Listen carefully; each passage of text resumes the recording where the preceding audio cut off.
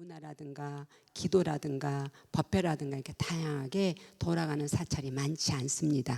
그래서 여러분들께 참 감사하다, 너무나 고맙다.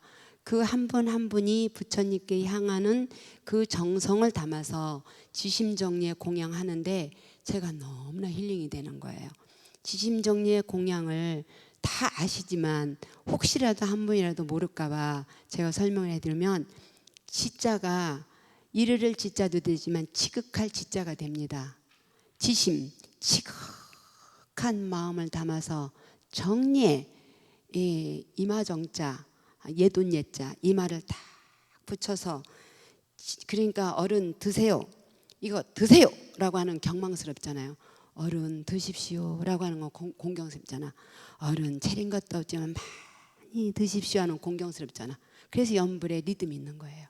부처님 드시오 이게 아니라 지심정예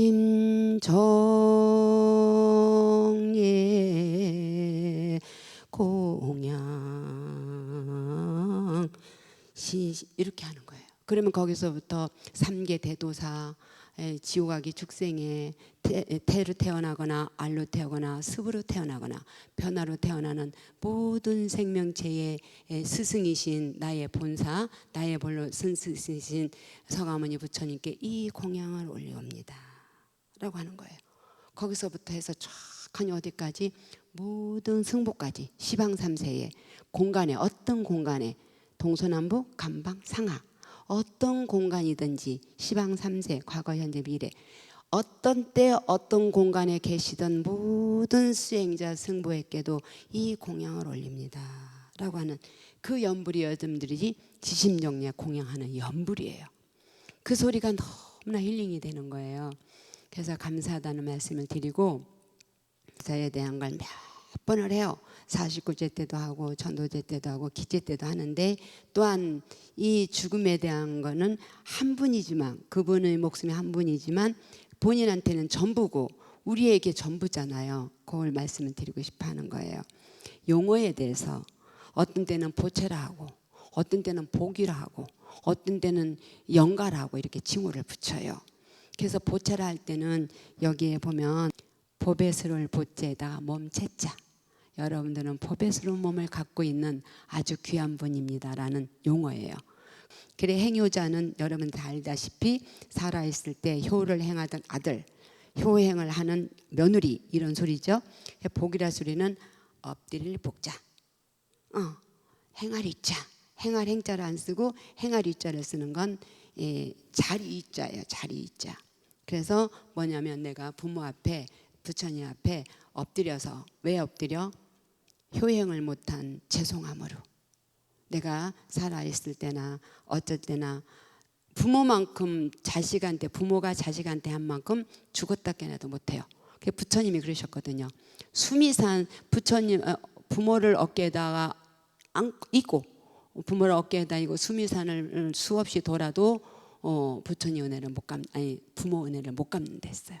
부모의 은혜를 못 갚는다 했기 때문에 무슨 행위를 해도 부모님 앞에는 나는 이만큼 효행을 못했기 때문에, 자식의 도리를 못했기 때문에 이렇게 엎드려 어떠한 그 참회를 한다든가 효행을 한다든가 지극함을 행합니다라는 뜻이 복이에요.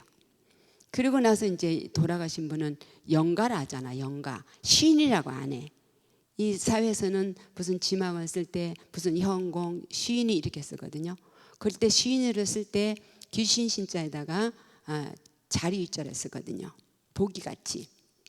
그래서 그거는 돌아가신 분을 그 홀령이라 하고 영혼이라 하고 혼백이라 해요. 전번에도 말씀드렸지만 유교에서는 혼백이라 해. 혼은 하늘로 가고 혼백은 땅으로 가는데 흩어진다고 그래. 그런데 이 절에서는 영가라 쓰는 소리가 신령스러울 영자를 써요. 귀신같이 안다 하시지 신령스러울 영자, 영특할 영자. 그래서 보면은 이렇게 글씨가 있어요.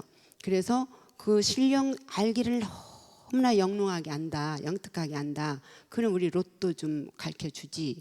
우리 미리 내 뱃속에 무슨 병고가 있는 거 알려주지 라고 하는데, 그렇게 알려줄 수 없는 것이 봉사가 어떻게 무지개를 설명할 수 있겠어요?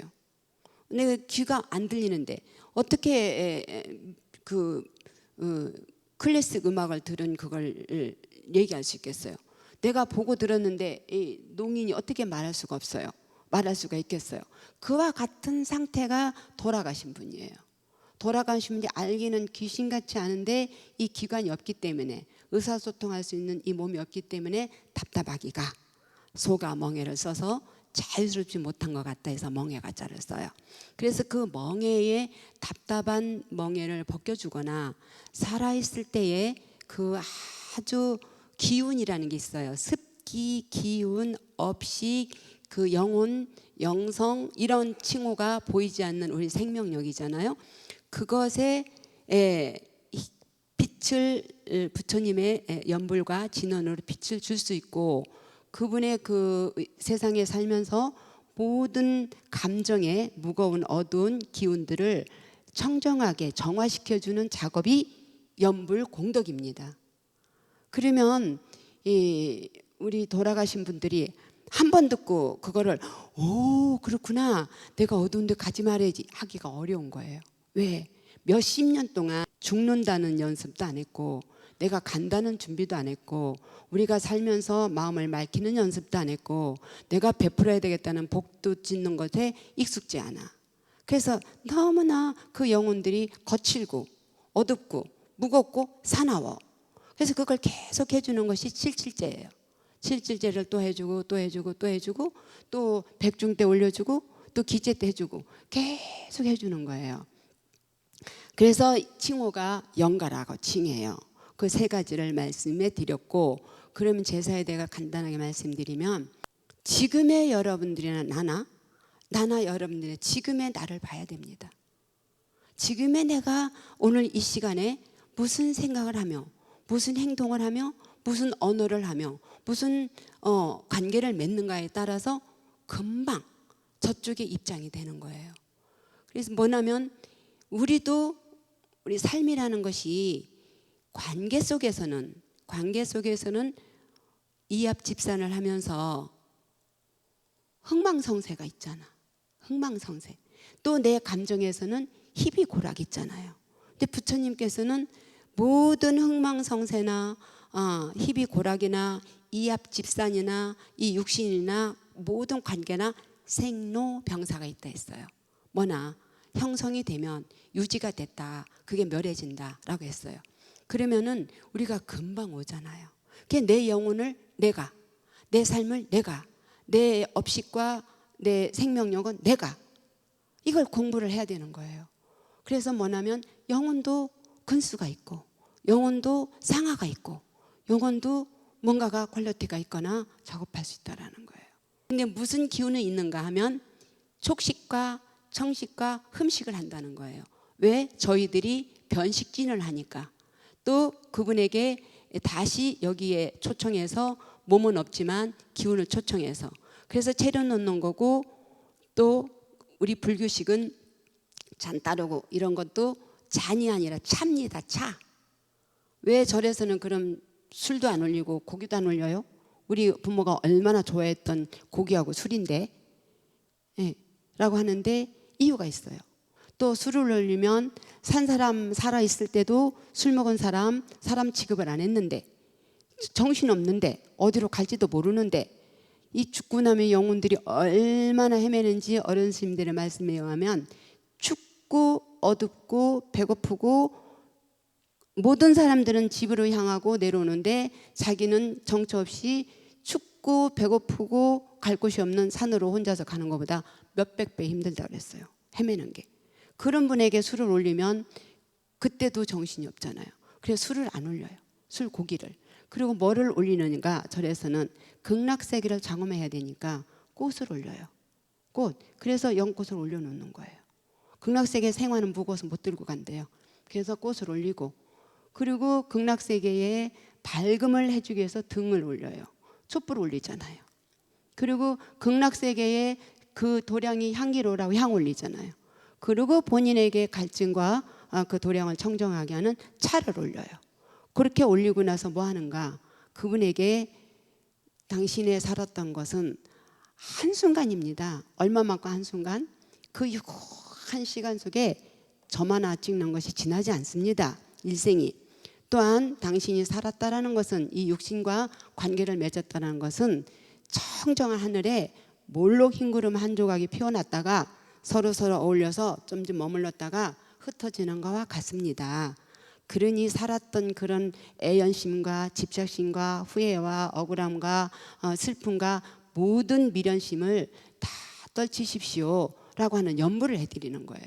그것만 해드리는가? 이렇게 좋은 극락이 있으니 또 이러이러한 힘이 있는 연부를 해드리니 그 연불 속에 안기겨서 나무아미탑을 무량한 생명의 빛에 안주하셔서 저희가 인도해드리고 또한 부처님이 맞이해 주시고 보내드리는 데에 좋은 데 이르십시오 라고 하는 연부를 해드려요. 그러고 나서 고요한 시간을 가져서 산 사람과 돌아가신 분들이 다 못 푸는 걸 교감하는 시간을 갖도록, 이렇게 구조가 돼 있는 것이 불교의 어떤 이 천도 이 대접이 아니라, 돌아가신 분 대접이 아니라 돌아가신 분의 영혼을 해결해 드리고 청정하게 정리해 드리는 것이 젖집에 죄를 올리시는 그 의미예요.